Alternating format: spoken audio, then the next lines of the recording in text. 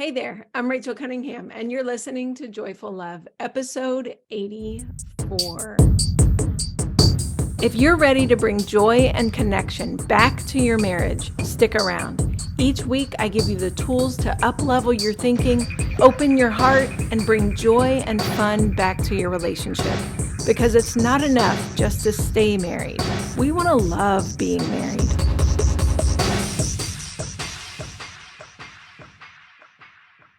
So I am sitting here in Nashville, Tennessee, and the weather is just absolutely stunning. When I'm recording this, it's still May, um, and yesterday I was driving with my son, and I was just like, "Oh my gosh, look at all the greenery!" And I just love living in an area.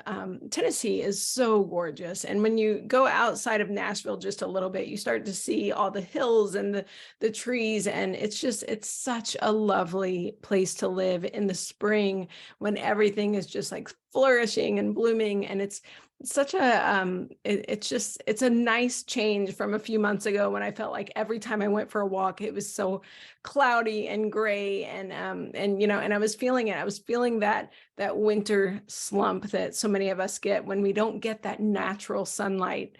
And I'm someone who needs natural sunlight a lot. I'm noticing more as I age, especially.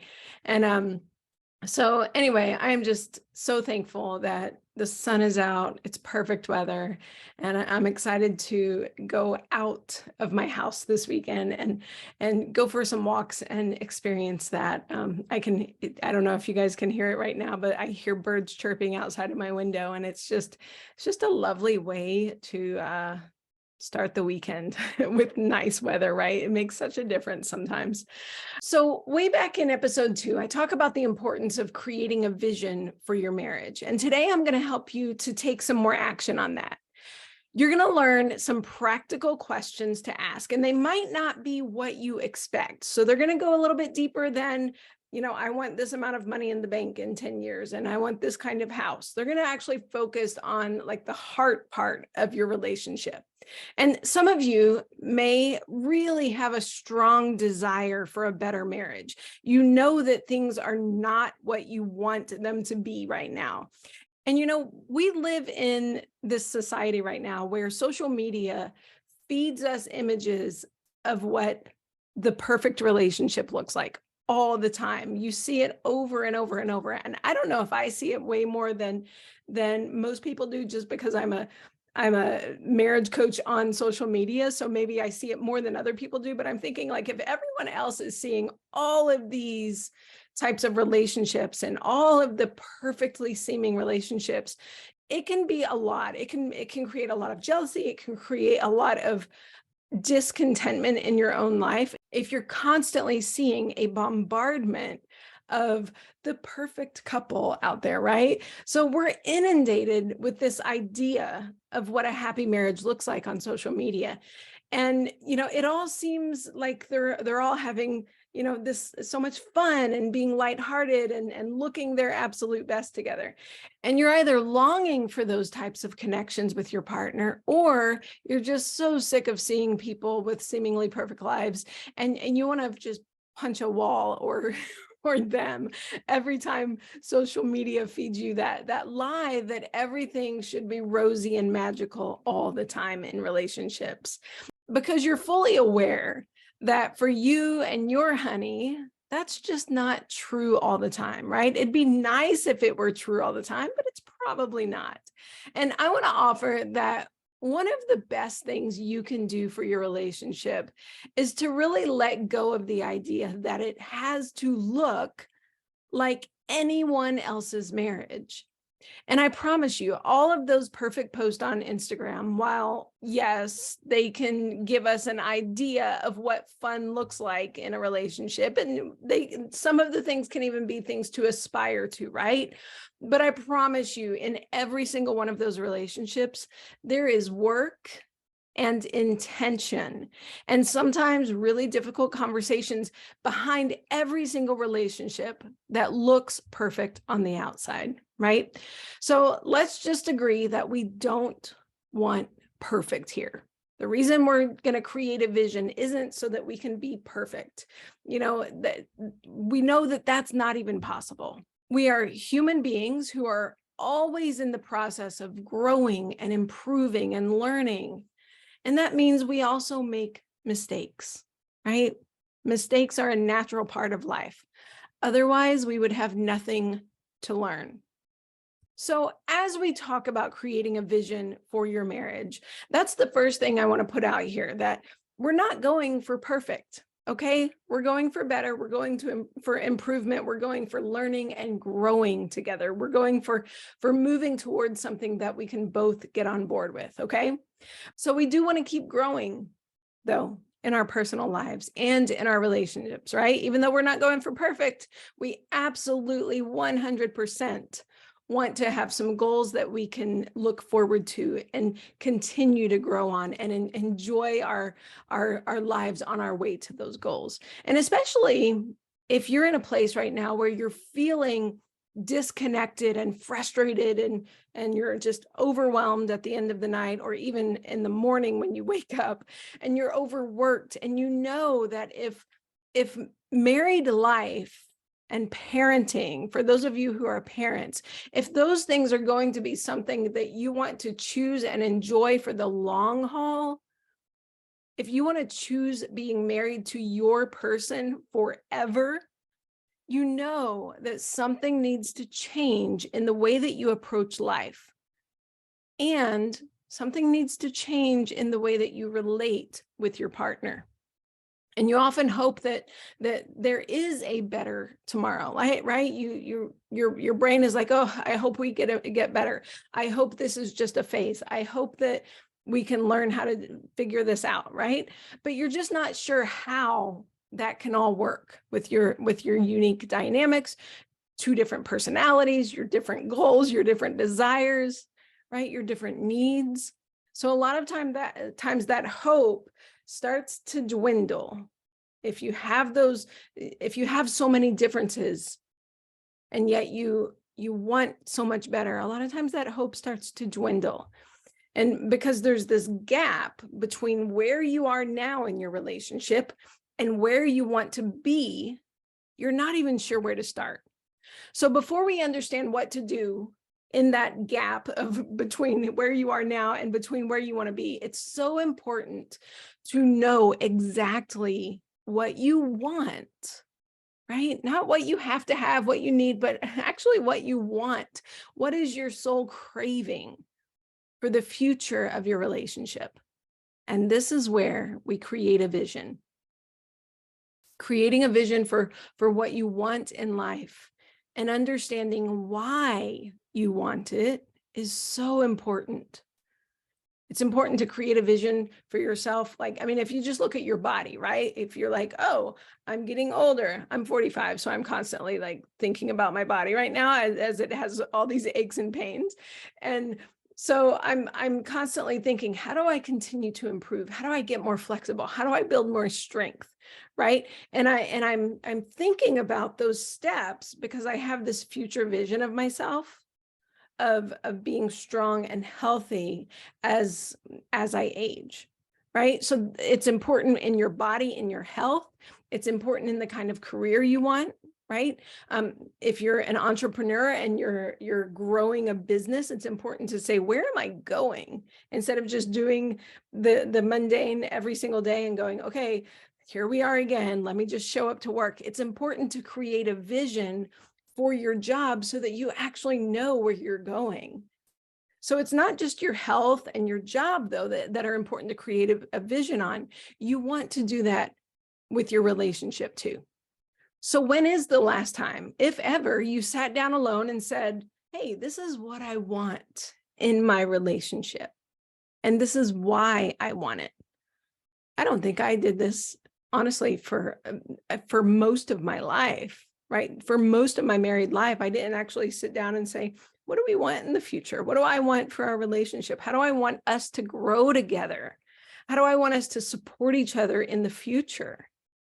I don't think I did that. I think it was just like, okay, we got to go to this job and we got to go to this state and we have to make this amount of money and we have to, it was so day to day that I didn't stop to really plan until very recently. And another reason we want to create a vision for our future is that if you don't have something positive to work towards, often you'll just keep your focus so much on the negative, right? And when you focus on the negative, you just keep repeating more of that negative. You create more of the negative. You keep spinning in circles, right? You keep going back to criticizing what you have now instead of saying, hey, this is what we want in the future. Let's go get that. So we have to retrain our minds to focus more on what we are creating rather than focusing on what we don't want. And one of the things that I see so many times, it's so hard for our brains to switch from focusing on, I don't want this, I don't want this, I don't want this, and moving towards, oh, that's what I want. Now that I know what I want, now that I'm focused on what I want, what is my future self telling me to do to get there, right? The more we focus on what we want, the more we create it. So, for example, if you want more teamwork, instead of complaining and criticizing and sinking into despair this week when you don't have the teamwork, can you pause and notice, oh, we're really not working like a team here. Seems like I'm doing a whole lot more in this area, and maybe my partner's doing a whole lot more in this area, and maybe both of us could balance that out some more, right? So instead of like really focusing on, oh my God, we don't have teamwork, we suck as a team.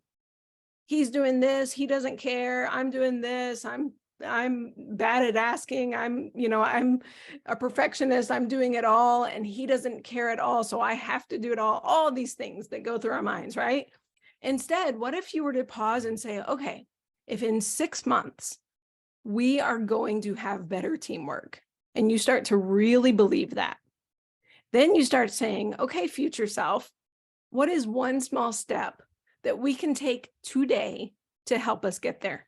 We don't have to magically fix it all overnight, but we can start taking one small step at a time to get there. And that's the beauty of having a really powerful, clear vision. You can choose to live like the person who has the marriage you want today. Hear me loud and clear. Nothing is stopping you from starting to live like the person who has the better marriage in the future right now, today. And the better you know your vision, the more you'll be able to ask your future self, hey, wise future self, what'd you do different? What do I need to start doing to get there to where you are? What do I need to stop doing in order to get to where you are? And then you begin taking those steps now. But first, again, you have to know where you are headed so that you can create that reality.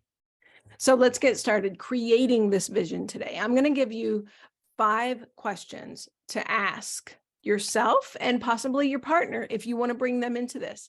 And you're going to start getting the ball rolling towards the future that you want.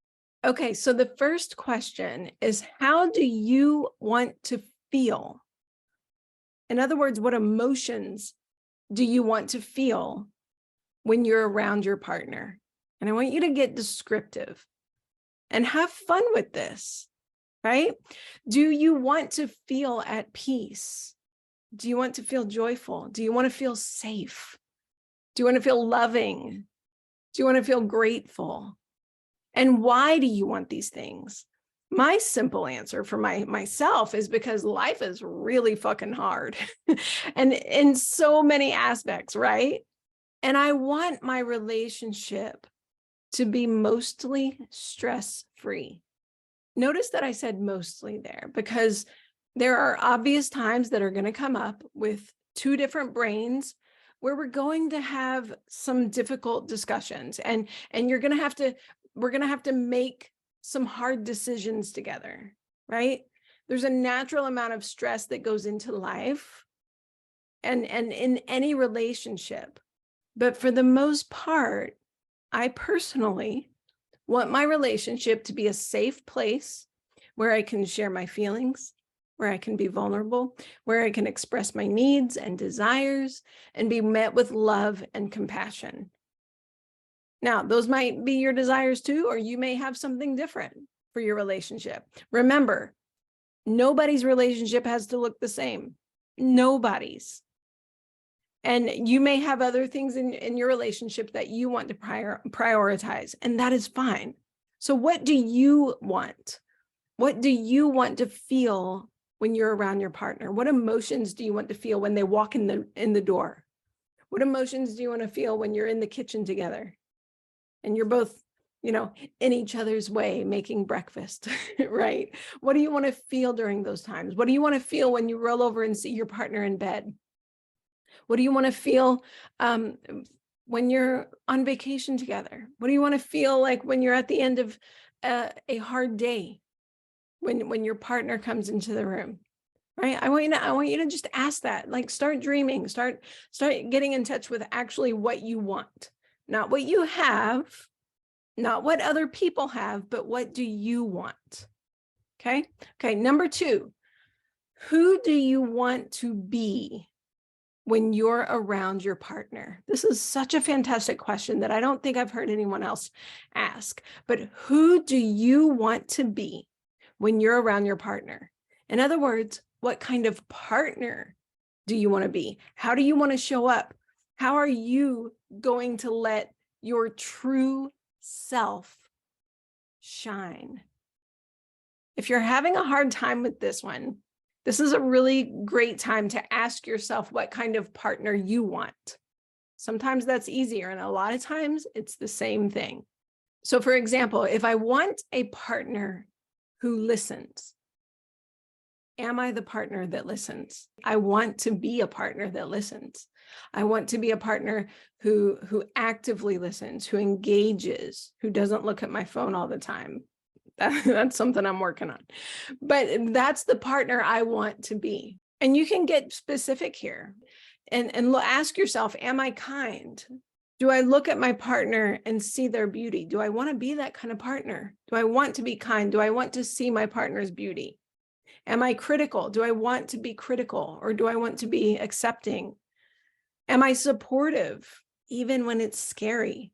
If my partner comes to me with a dream that's going to totally change our lives and it's really scary, do I want to be the kind of partner who digs in and says, I want to support that dream of yours? We'll figure it out. Am I affectionate? Do I want to be an affectionate partner? Do I want to be easygoing? Do I want to be encouraging? If you want to be this kind of partner, or if you have other things that you want to be in your relationship, put those in your vision for your marriage, right? Remember, we're creating a vision for your marriage, one question at a time. And I also want to throw something in here. Like, as you start to create this vision for your marriage, it is going to be so natural for your brain to start thinking of all the reasons why you're not this way, because you're too stressed, because life is too hard, because you don't get the support you need, because you're too busy, because it's hard to be supportive back, right? All of those things, your brain is really gonna want you to focus on the negative, because it's in the habit of doing that, and it's not sure yet how you're going to get to that vision of the future. It's confused, right? Right now the vision feels so far off for some of you that you're like, I don't know, and your brain is just like, it feels more comfortable to focus on the negative and to really look at what's wrong right now. But I just want you to know that that's normal, and it's important to just be aware of it, right? So just like as your brain wants to focus again on the negative, just remind it, hey, you are safe. Nothing is going wrong right now in this moment. We can deal with all of those things, but first we have to know what we're working towards. Just remind it several times, like, okay, let's just keep dreaming. Okay, so question number 3, what do you like about your partner right now that you want to keep liking in the future? I cannot stress the amount of times that I've had conversations with women how they've loved something about their partner in the beginning, but they stopped loving it after a few years. For one reason or another, that thing that they loved started becoming annoying. So let's just take the example of humor. I hear this one a lot. So in the beginning, their partner's humor they found endearing and fun and exciting. And it was one of the reasons they fell in love with their partner even.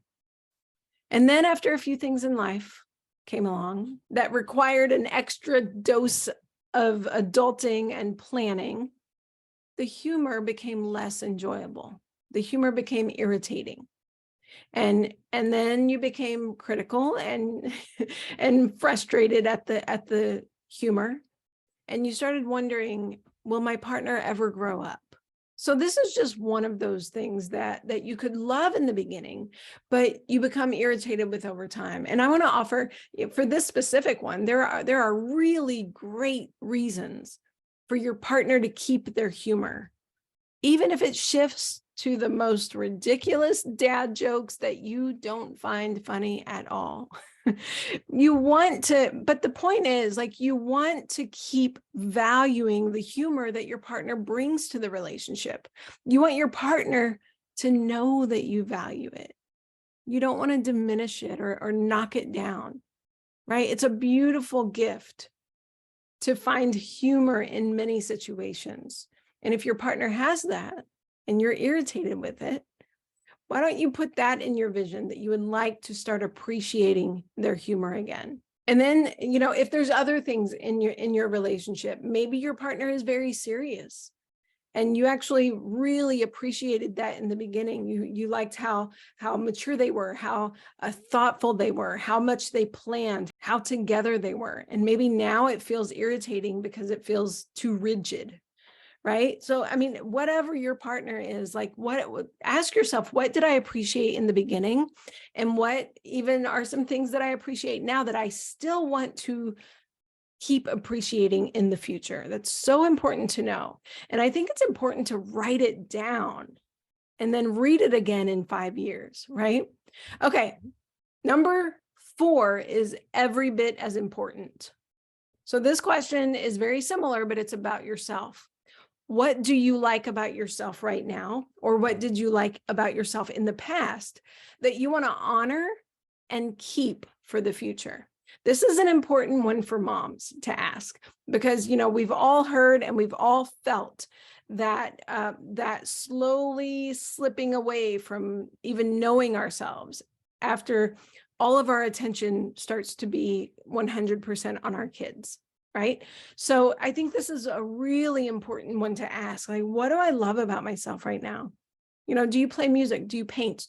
What do you do for creativity? How do you like to express yourself? How do you care for yourself right now? Are you someone who exercises a lot and you want to keep appreciating that in the future? Are you someone who rests a lot and you want to keep appreciating that for yourself in the future? Do you read a lot? Do you love spending time outdoors? Right? Like, what are those unique things about you specifically that you love right now or that you loved in the past and you want to bring back?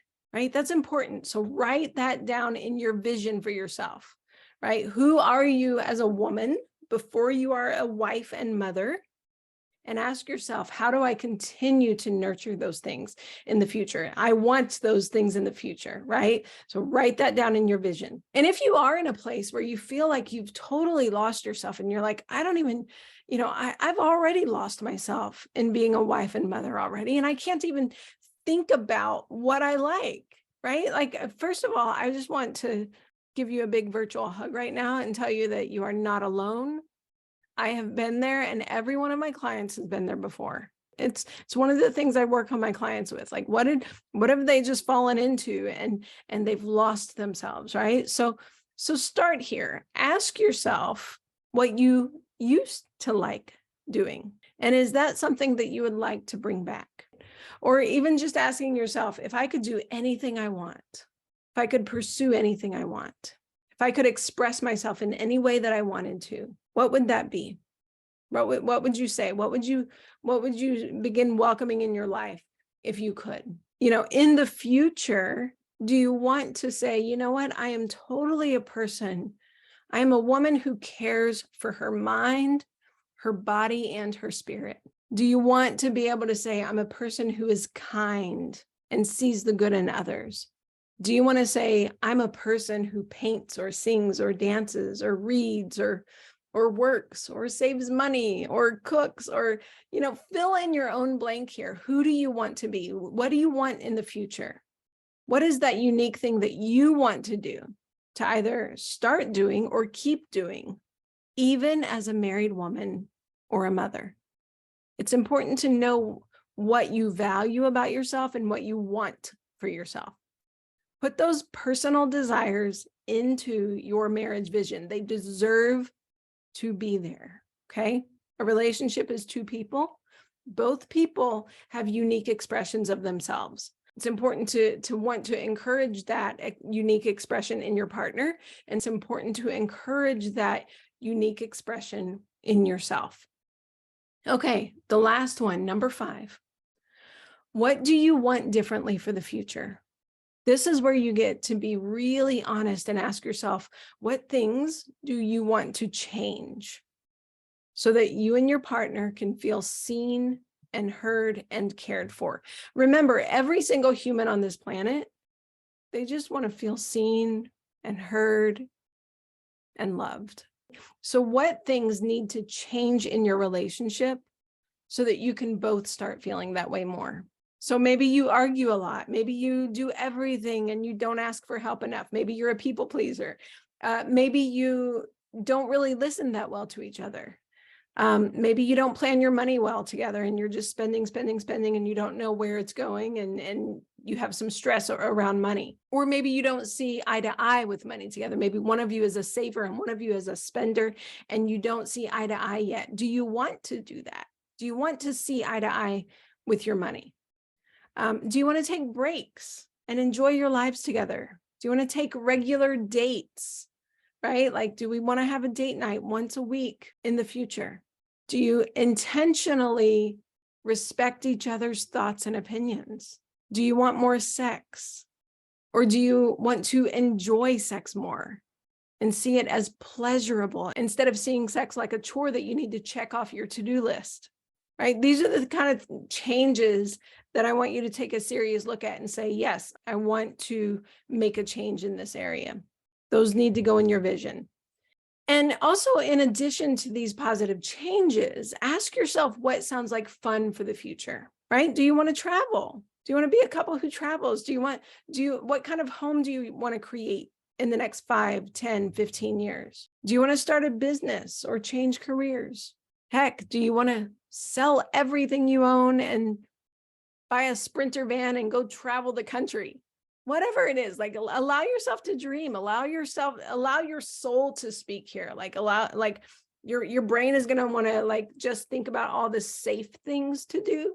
I want you to put your brain on pause for just a minute and say, hey, soul, what would you do? What would you want to do just for the fun of it? Put those kind of things in your vision, right? Even if you don't know how you would make it happen, allow yourself to dream, allow yourself to dream and just want, just for the fun of it. So here's a really good tip to create a vision.